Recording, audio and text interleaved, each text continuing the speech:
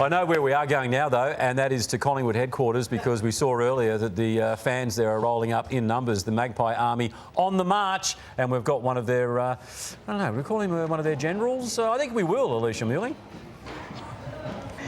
Yeah, good one, Tony. I'm here with Jeremy Howe, of course, who's looking pretty fresh, I must say. Were you kind of responsible last night? I was. Yeah, I probably touched on it. It's like you get to that 3:30, 4 a.m. crossroad moment, and yeah, elected to grab Pendles and jump in a cab and went home. So banked a few hours, which is nice, and then can enjoy the day today. I think we're talking to Steel Sidebottom a bit later. How's he? Yeah, that'll be interesting. He certainly enjoyed himself last night, so yeah, good luck with that one. Hey, does it feel as good as you thought it might? This feeling of just euphoria? Yeah, it's hard to wrap your head around, to be honest. It's like, seeing the joy on my family is like today's family day, obviously, and getting to see them smile and be so, the elation, the euphoria is like, it's just through the roof. And I don't know if it's fully set in and fully sunk in yet, but it's a hell of an experience, something that you chased for so long, and we've finally got it. And yeah, I'm just looking forward to the next few days and soak it all in and take it on. And off air, you got a little bit deep. I mean, you were at a crossroads in your career, weren't you? Yeah. When you buggered up your arm, and you thought about retirement. Yeah, I think. Yeah, I touched on it. It's like I was under no illusion when I got injured. I was 32 at the time. I'm 33 now. I was like, to be that physically busted up in my stage of my career, I was probably thinking, do I really want to feel like, long-term effects? Am I physically going to be able to be a dad? Like, that's probably the most important role for me now. And yeah, the first 6 weeks were pretty ordinary. It was well documented that I didn't really have a great time in that early stage of the recovery process. But then I had an amazing 6 weeks after that, and the club was super supportive. And probably hats off to my wife, to be honest. As I said it yesterday, she gave me the kick up the bum when I needed it. She supported me like no other, and yeah, it got me back and got me physically able again, and then mentally started freshening up, and yeah, here we are like 5 months later, and we got one. So you'd like to say it's all worth it, but to say I want to go back to that place, no chance. Yeah. Hey guys, over to you. Hey Jeremy, congratulations. I thought you were outstanding all day, but particularly in the last quarter. We've spoken about Pendlebury, but you were huge late as well, and it was after you copped the massive knock. Charlie Cameron charged into your back ribs area, and can you tell us what damage has been caused from that? And congratulations for playing through it, because I thought you were massive.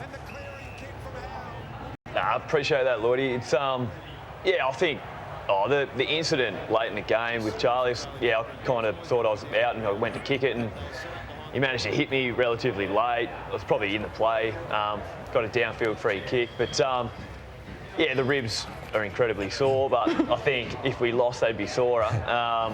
Something that I can tolerate. I've got 6 months to get them right, so I can tolerate the pain for now.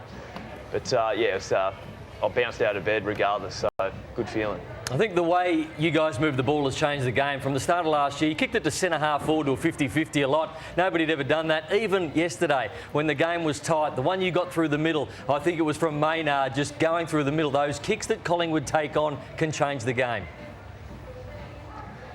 Yeah, absolutely. I feel like, yeah, the game has changed a little bit. I think everyone's kind of getting a bit more offensively generated in the way that we want to move the ball, and us certainly, we feel like if we use the ball through the corridor, funnily enough, it actually makes us defend the middle of the ground just as well. So that's probably why we had lessons learned against Melbourne, where we got really bogged down and we were on the skinny side of the ground flat out, and we couldn't really generate much offensive play. So we didn't want to make the same mistake twice, and yeah, we felt like the ball movement was good. We knew we had to kick a relatively good score against the best offensive team in the comp. So yeah, happy with the way that's moved forward, but our defence is really strong, and it has been for a few years now, but our ball movement's gone to the next level. Jeremy, as we look at some of the celebrations, your captain Darcy Moore was obviously central to that. What was your memory of the most impactful moment of the game?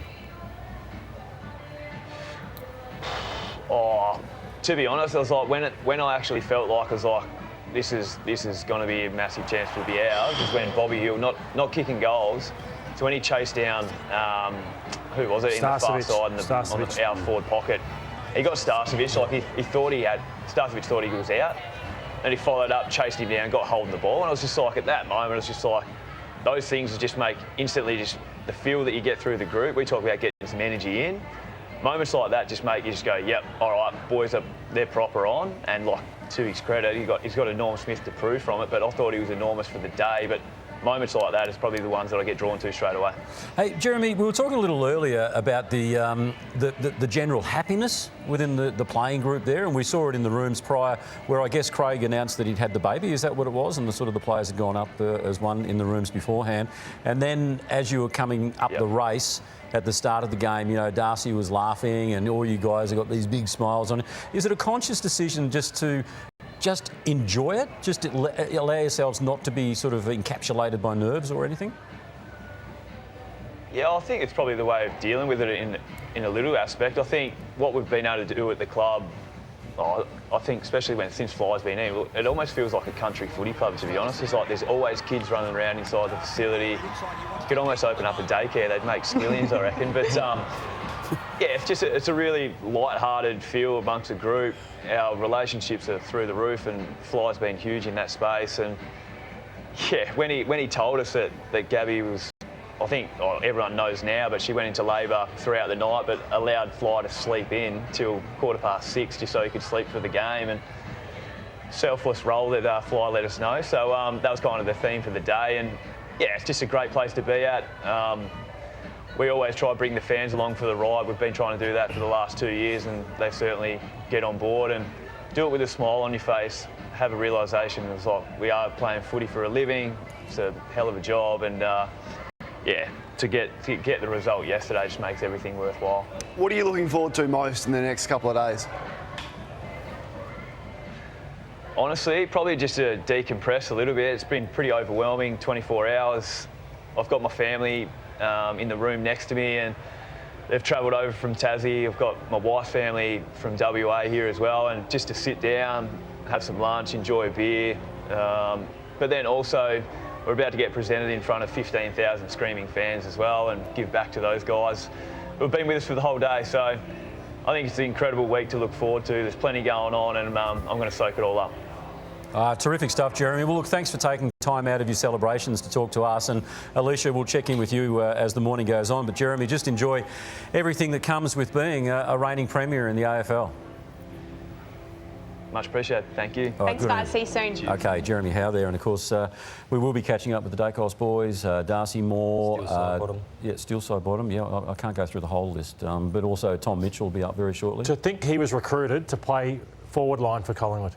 So he was that's what they said, we're getting you to come and play forward because we're not happy with our forward line. And he was a good player at Melbourne, but he was inconsistent to see just how reliable he's become as a defender. Yeah. Could never have seen that happen. So many stories, I mean, alluding to how physically challenging it was to get back from that snapping of the arm. And the infections he had beyond the actual break. Yeah.